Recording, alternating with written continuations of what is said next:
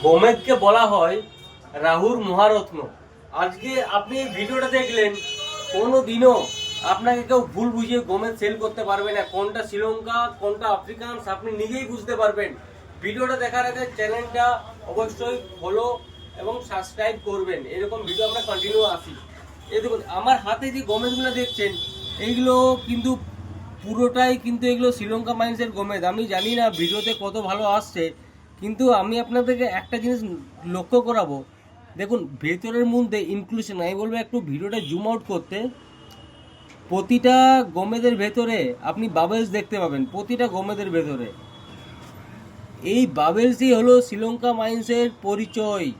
ঠিক আছে, এখন যে গোমেদগুলো মার্কেটে আসছে, কিছু কিছু আফ্রিকান মাইন্সের গোমেদের মধ্যে এরকম বাবেলস দেখা যাচ্ছে হালকা, সেগুলাকে কিন্তু শ্রীলঙ্কা মাইন্স বলে বিক্রি করে দিচ্ছে। আমাদের কাছে আপনি একদম সঠিক জিনিস সঠিক দামে পাবেন। এইগুলোর প্রতিগুলোর দাম খুব কম দামে আছে। ঠিক আছে, এরকম ভিডিও পেতে অবশ্যই চ্যানেলটা ফলো করবেন এবং ভিডিওটা কেমন লাগলো অবশ্যই জানাবেন। ধন্যবাদ।